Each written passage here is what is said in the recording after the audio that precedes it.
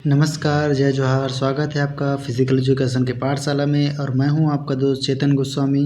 और मैं आज आपके लिए लेके आया हूं super hit 20 most MCQ and PYQ, जिसका आज पार्ट 10 है और ऐसे करके टोटल 100 पार्ट आएंगे दोस्तों। तो चलिए बिना समय बर्बाद किए अपन चलते हैं आज के पहला क्वेश्चन की ओर। ये स्पेशल फॉर दोस्तों CGPTI, Rajasthan PTI, KVS universe के लिए है। ये फिजिकल एजुकेशन के क्वेश्चन है दोस्तों। ये ऑल इंडिया में जहाँ भी फिजिकल एजुकेशन का पेपर होता है वहाँ से निकाला हुआ PYQ है। चलिए तो क्वेश्चन नंबर पहले की ओर चलते हैं। क्वेश्चन नंबर पहला क्या है, एक गामक कौशल को नियंत्रित करने की गामक कार्यविधि के रूप में किसे परिभाषित किया जाता है। एक गामक मतलब मोटर स्किल को नियंत्रित करने की मोटर का कार्यविधि के रूप में किसे परिभाषित किया जाता है। क्या तकनीक को किया जाता है, क्या स्किल को किया जाता है, क्या शैली को किया जाता है, या फिर युक्ति को किया जाता है। तो दोस्तों इसका राइट आंसर क्या हो जाएगा। इसका राइट आंसर चलिए इसको अपन देखते हैं थोड़ा सा। ये स्किल दोस्तों, ये क्या होता है कि स्किल जो होता है ये क्षमता या दक्षता का है, ये व्यक्तिगत है। ये क्षमता या दक्षता, ठीक है। ये शैली जो होता है ये व्यक्तिगत होता है दोस्तों। शैली जो है व्यक्तिगत तरीका होता है ये। तो ये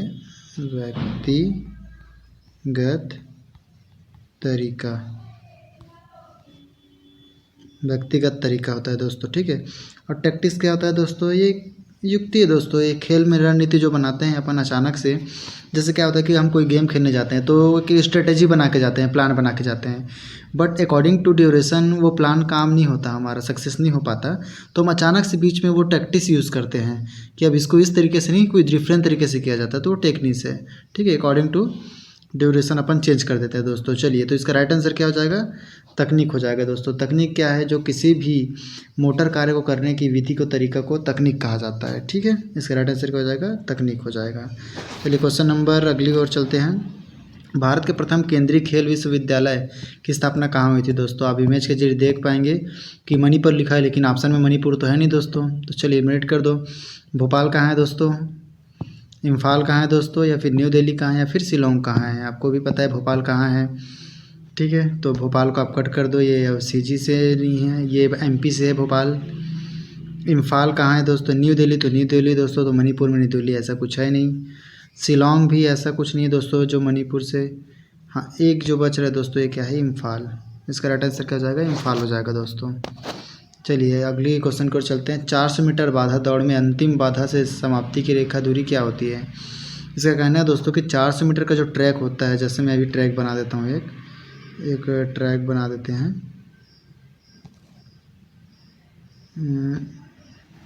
चलिए ये ट्रैक देख लो, मान लो ये तो सर्कुलर बन गया, इसको ट्रैक कैसे बोले अपन।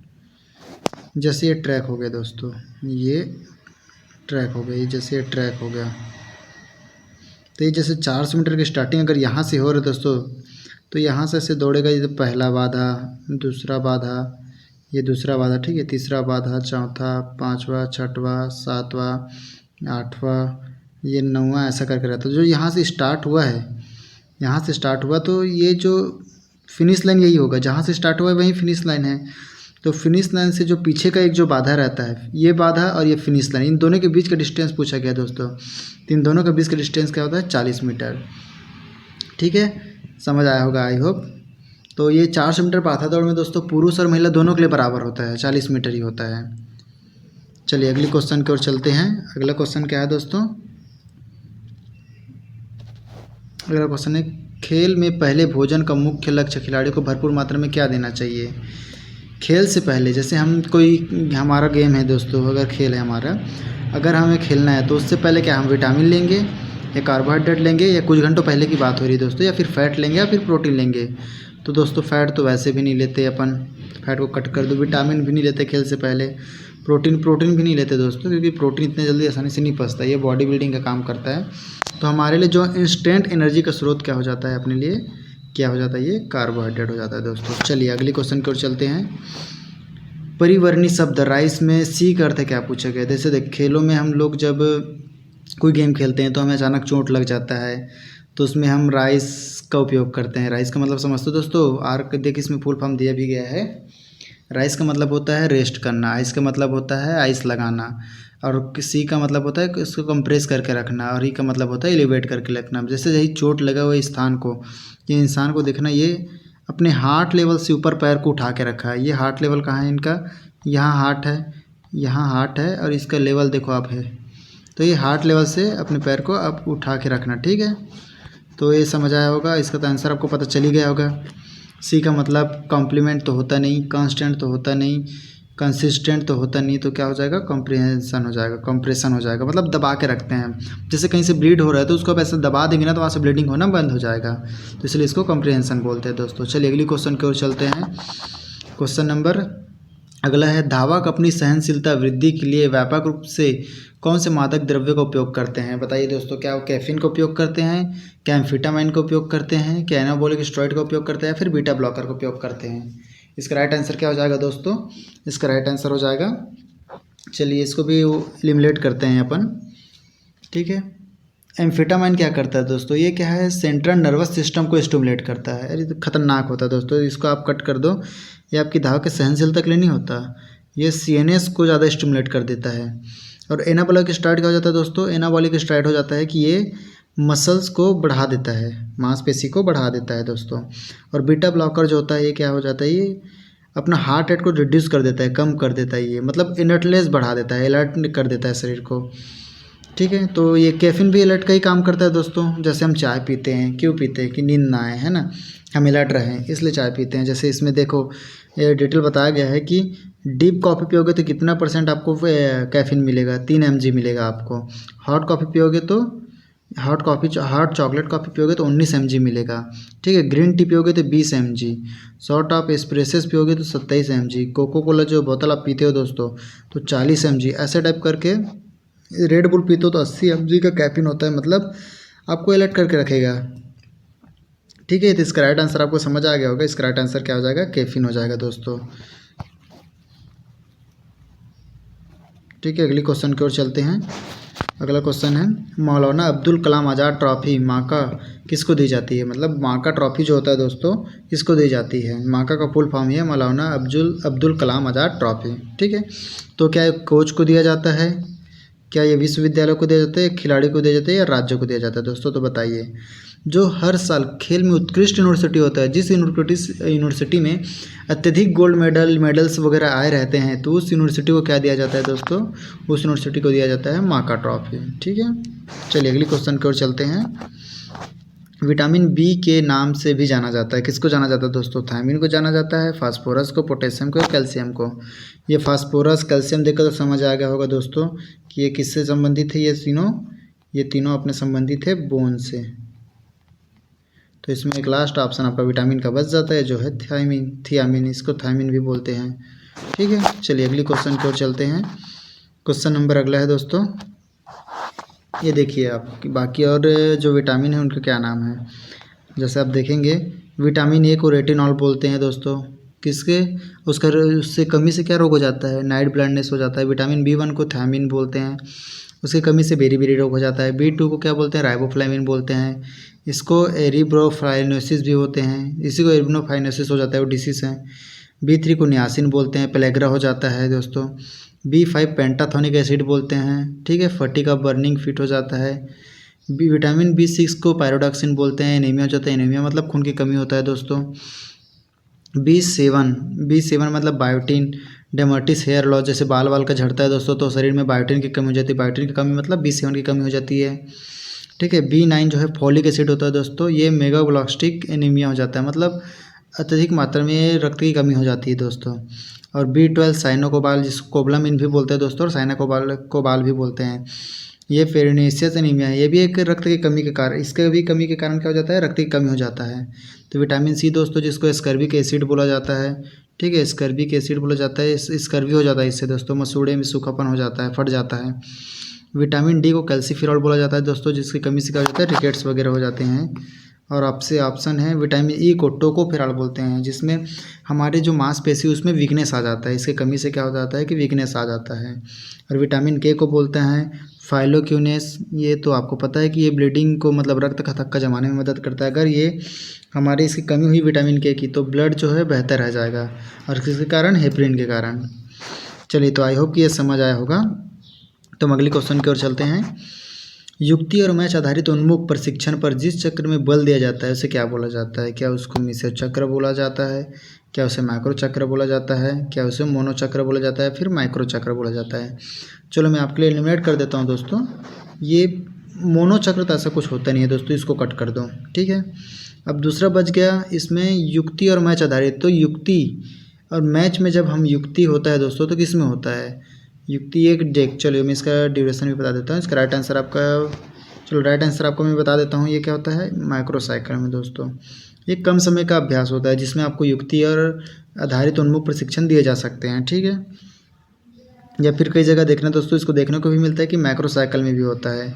जब सभी तरह से हमारा एंडोरेंस स्ट्रेंथ हो जा रहता है, जब हम मुख्य आधारित जो मैक्रो साइकिल की ओर चलते हैं, जैसे 1 साल का पीरियड बोलते हैं उसको, तो उसके अंतर्गत सिखाया जाता है, ऐसा भी बोला जाता है। तो दोनों ऑप्शन में से आप देख लीजिएगा आपको जो सूटेबल लगे। बाकी मैं तो मैक्रो साइकिल के साथ हूँ। और मिसो साइकिल का दोस्तों से ये समझ आता है कि ये एक मीडियम रेंज का होता है, इसको मंथली साइकिल बोला जाता है दोस्तों, ठीक है। तो देखिए इसमें आप माइक्रो साइकिल, ये माइक्रो मतलब सबसे बड़ी अवधि, मतलब ईयरली प्लान बोला जाता है इसको, ईयरली प्लान बोला जाता है दोस्तों, ठीक है। मिसो साइकिल का होता है, ये हो जाता है आपका मंथली प्लान, मंथली प्लान है, ठीक है दोस्तों। और माइक्रो साइकिल हो जाता है, ये हो जाता है आपका वीकली प्लान, ये वीकली प्लान हो जाता है दोस्तों, ठीक है। चलिए आगे चलते हैं। आई होप कि क्वेश्चन समझ आया होगा। स्पीड प्ले का अर्थ क्या है दोस्तों? स्पीड प्ले को और क्या बोला जाता है? क्या इसको स्पीड ट्रेनिंग बोला जाता है? क्या क्रॉस कंट्री बोला जाता है? इंटरवल ट्रेनिंग बोला जाता है? फिर फार्टलेग ट्रेनिंग बोला जाता है दोस्तों। ये इमेज में तो आपको पता चल गया होगा। इसका राइट आंसर क्या हो जाएगा? ये हो जाएगा आपका फार्टलेग दोस्तों। ये फार्टलेग को किसने दिया है दोस्तों? गोस्टा हॉलमन ने दिया है, ठीक है। इसके एडवांटेज आपको मैं दिखा देता हूँ। इसके एडवांटेज क्या होते हैं? हाई अडेप्टेबल हो जाता है। क्या है, हम जब फार्टलेग करते हैं दोस्तों, इसमें हमारा पेस जो है वो कोई निर्धारित नहीं रहता। जैसे हम स्लो करेंगे, पहले जॉगिंग करेंगे, फिर फास्ट करेंगे, फिर स्लो करेंगे, फिर जॉगिंग करेंगे, फिर फास्ट करेंगे, ऐसा टाइप में रहता है दोस्तों। ये जो मतलब प्री प्लानिंग रहता है, ये मतलब ऐसे नहीं है कि प्री प्लानिंग नहीं रहता दोस्तों, अचानक से रहता है ये। तो हाईली एडाप्टेबल भी मिलता है। ये इफेक्टिव फॉर इंडोरेंस ट्रेनिंग के लिए ज़्यादा इफेक्टिव है दोस्तों। ये इफेक्टिव फॉर स्पीड ट्रेनिंग के लिए भी इफेक्टिव, बट स्पीड से ज़्यादा क्या है, इसको इंडोरेंस के लिए इफेक्टिव है। इम्प्रूव फास्ट ट्विच, ये फास्ट ट्विच मसल फाइबर के लिए भी रिस्पॉन्स है दोस्तों। फास्ट ट्विच मसल फाइबर मतलब जो तेज़ गति के रनिंग होते हैं उसके लिए। और great for group training, group training के लिए भी बहुत अच्छा है दोस्तों ये। और easy for individual training, single के लिए भी बहुत आसान से है। तो चलिए ये समझ आया होगा। आप एक बार एडवांटेज और डिसएडवांटेज देख लीजिएगा, ठीक है। ये एडवांटेज और डिसएडवांटेज भी देख लीजिएगा। चलिए अगली क्वेश्चन पर चलते हैं। वॉलीबॉल में एंटीना की लंबाई क्या होती है दोस्तों? वॉलीबॉल में जो एंटीना आपको दिख रही है दोस्तों, ये एंटीना है। ये जो दिख रहा है आपको, ये एंटीना है। ये जो दिख रही है एंटीना है ये, ठीक है। तो ये एंटीने की जो लंबाई पूछ रहे हैं वो कितना होता है? जो नेट से लगा हुआ है दोस्तों, नेट के ऊपर भी रहता है ये, ठीक है। ये सिर्फ नेट में ही नहीं, नेट के ऊपर भी रहता है। तो एंटीने की जो लंबाई होती है दोस्तों, कितनी होती है वो आपको बताया था कि नेट में देख, नेट की चौड़ाई कितनी होती है? 1 मीटर। तो 1 मीटर तो एंटीना में लगा ही है दोस्तों। और 80 सेंटीमीटर और ऊपर होता है ये 1 मीटर तो लगा है टोटल, और 80 सेंटीमीटर और हो जाता है ये। तो टोटल कितने हो जाएंगे? तो इसका राइट आंसर क्या हो जाएगा? 1.80 मीटर, ठीक है। चलो अगले क्वेश्चन की ओर चलते हैं। अगला क्वेश्चन है 3 सेकंड नियम निम्न में से किस खेल से संबंधित है दोस्तों? 3 सेकंड जो रूल होता है किस खेल से संबंधित है? तो क्या आइस हॉकी से संबंधित है? आइस हॉकी से संबंधित है, या फिर टेबल टेनिस, या फिर बास्केटबॉल से, या फिर बैडमिंटन से? तो इसका राइट आंसर क्या हो जाएगा दोस्तों? ये संबंधित है आपके बास्केटबॉल से। 3 सेकंड रूल का मतलब है दोस्तों कि जो अपोनेंट प्लेयर के जो एरिया में हम जाते हैं जब, तो हम 3 सेकंड से ज़्यादा रुक नहीं पाते उसके एरिया में। रेसिस्टेंस जो एरिया होता है उसमें 3 सेकंड ज़्यादा नहीं रुक पाते हैं, ठीक है। चलिए अगले क्वेश्चन की ओर चलते हैं। अधिकतम गति को अधिकतम अवधि या दूरी तक बनाए रखने की क्षमता को क्या बोलते हैं? अधिकतम गति, मैक्सिमम स्पीड को मैक्सिमम टाइम के लिए जब बनाए रखते हैं उसको क्या बोला जाता है? क्या मूवमेंट स्पीड बोला जाता है दोस्तों? क्या एक्सेलरेशन बोला जाता है? फिर स्पीड ड्यूरेशन बोला जाता है? फिर लोकोमोटर एबिलिटी बोला जाता है? तो चलिए मैं इसको एक्सप्लेन कर देता हूँ दोस्तों कि मोमेंट स्पीड जो गति होती है वो क्या होता है। 1 मिनट, ये चलो मिटा देता हूँ इसको पहले मैं। चलिए, तो मोमेंट जो स्पीड गति चाल होता है वो क्या होता है? वो केवल गति की क्षमता को मापता है। वो मोमेंट स्पीड क्या है? जो गति को क्षमता को मापता है, केवल गति की क्षमता।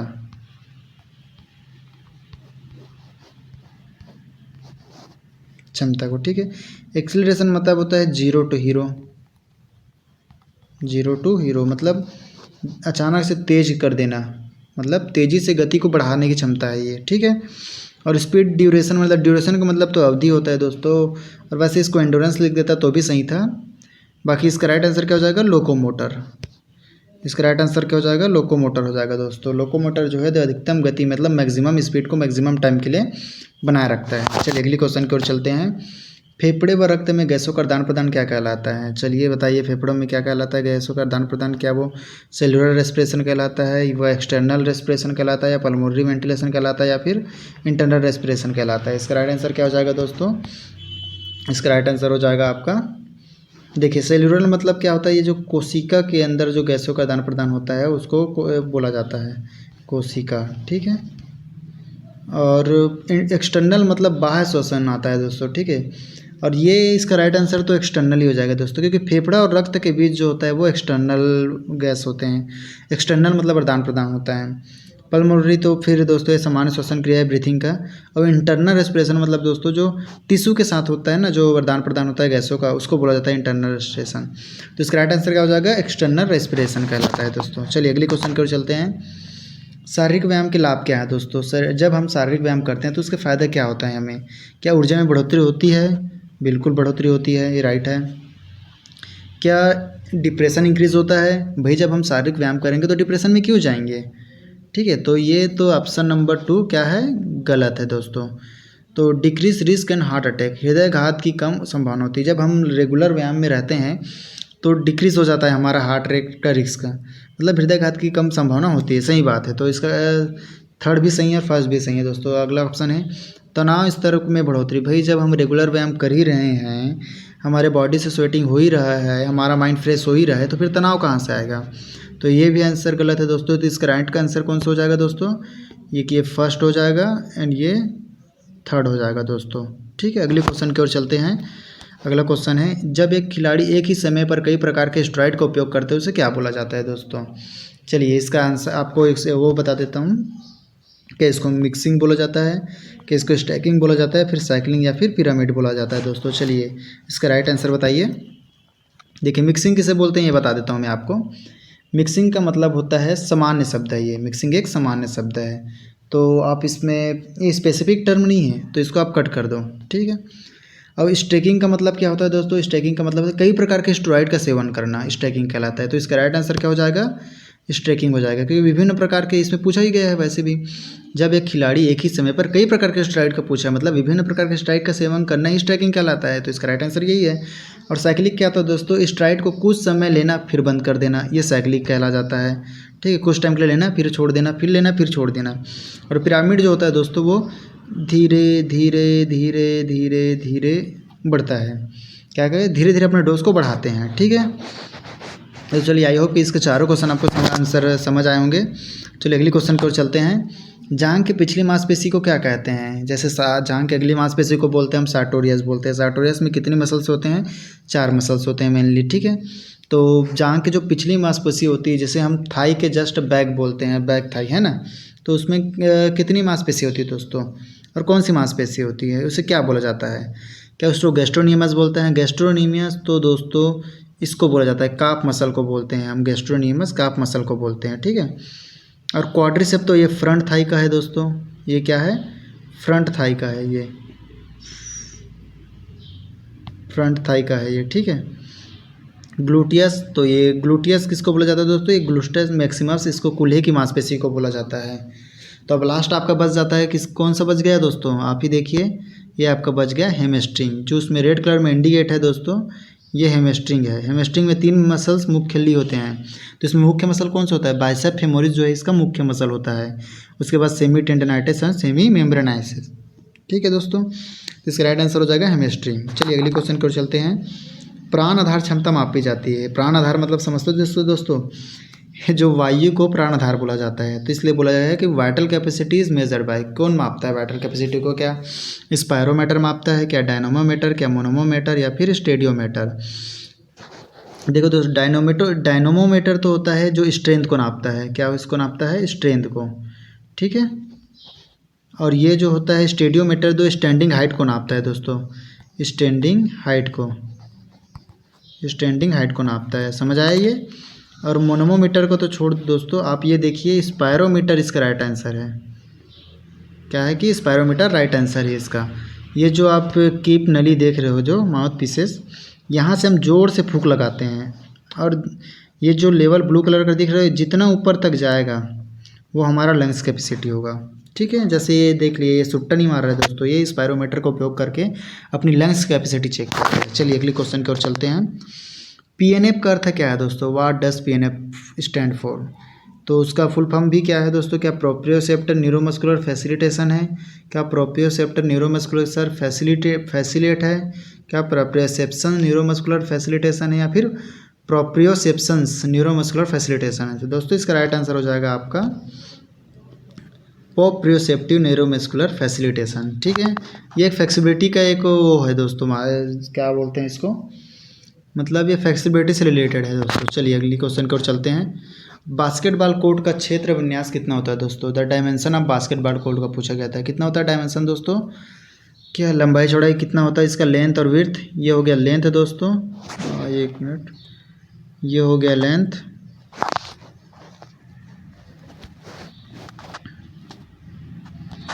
ये देखिए ये हो गया लेंथ और ये हो गया विड्थ।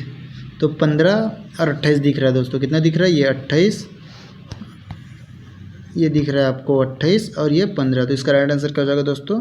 28, 15। तो चलिए आपको ये एक और क्वेश्चन आपके लिए बच गया दोस्तों। चलिए इस क्वेश्चन को भी हम कर लेते हैं। All relax activities are control by. क्या सेरिब्रम कंट्रोल करता है, क्या स्पाइनल कॉर्ड कंट्रोल करता है, या फिर सेरिब्रम कंट्रोल करता है, या फिर पोन्स कंट्रोल करता है दोस्तों? चलिए बताइए इसका राइट आंसर क्या हो जाएगा। चलिए मैं थोड़ा सा एक्सप्लेन कर देता हूँ कि इन बाकी जो टर्मिनोलॉजी इसको क्या बोला जाता है। जैसे दोस्तों पोन्स को देखो, पोन्स को क्या है, ये श्वसन आदि को नियंत्रित करता है। पोन्स क्या करता है कि ये श्वसन आदि को नियंत्रित करता है। ठीक है, और सेरिबेलम जो दोस्तों बैलेंस नियंत्रित करता है शरीर का। ठीक है, सेरिब्रम क्या है दोस्तों? ये सोचने समझने की शक्ति को नियंत्रित करता है। इसका एक ही आंसर तो बच गया दोस्तों ऑप्शन हमारे पास, तो वही इसका आंसर है जिसको स्पाइनल कॉर्ड बोला जाता है। 3D एनिमेशन में आप देख भी सकते हैं कि स्पाइनल कॉर्ड हाईलाइट है इसमें। क्या है? स्पाइनल कॉर्ड हाईलाइट है। तो यही जो है क्या करता है दोस्तों? यही है जो ऑल रिलैक्स एक्टिविटी को कंट्रोल करके रखता है। चलिए अगली क्वेश्चन की ओर चलते हैं। वसा के अधूरी टूटने के परिणाम स्वरूप जो ऊर्जा युक्त ऑर्गेनिक रसायन बनता है उसे क्या कहते हैं दोस्तों? क्या लैक्टिक एसिड बोलते हैं, या कीटोसिन बोलते हैं, या फिर कीटोन्स बोलते हैं, या फिर लाइपेज बोलते हैं दोस्तों? चलिए इसका आंसर बताइए मुझे। आप एलिमिनेट करोगे तो भी समझ आएगा दोस्तों। लैक्टिक एसिड का मतलब होता है बॉडी में ऑक्सीजन की मात्रा ना होना। ठीक है, जिसके कारण हमें थकान महसूस होती है। कीटोन्सिस ऐसा कोई शब्द नहीं होता दोस्तों, ये सामान्य शब्द है कीटोन्सिस। और आपके पास बच गया लाइपोसिस भी नहीं है दोस्तों, ये भी एक लाइपेज, मतलब ये फैट का जो ब्रेकडाउन होना है उसको बोलते हैं। लेकिन इसमें पूछा है अधूरी टूटने का।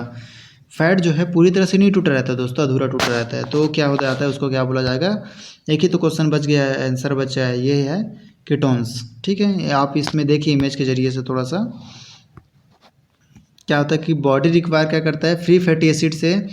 फ्री फैटीज ब्रोक डाउन किस में होता है? लिवर में जाता है कीटोन, मतलब वो ब्रेन को और नर्वस सिस्टम को एनर्जी प्रोवाइड करता है। ठीक है, free fatty acid down into muscle इन एनर्जी। चलिए तो ये आपको समझ आया होगा। अगली क्वेश्चन की ओर चलते हैं, और ये आज का क्वेश्चन समाप्त हो चुका है दोस्तों।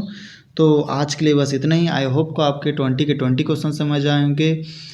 उसमें जो अदर भी ऑप्शन रहता है उसके मैक्सिमम ऑप्शनों को मैं भी एक्सप्लेन कर देता हूं दोस्तों, जिससे आपको एक क्वेश्चन के पीछे भी 4 क्वेश्चन मिल रहे हैं। ठीक है, तो चलिए पी पाठशाला को सब्सक्राइब कीजिए, लाइक कीजिए। और हम पर्टिकुलर ये जो वीडियो आ रहे हैं आपके लिए पार्ट, जैसे 100 तक की लाने का मेरा वो है, तो ये आज का 10 पार्ट है दोस्तों, बने रहिए। तो चलिए आज के लिए बस इतना ही, मिलते हैं नेक्स्ट वीडियो में।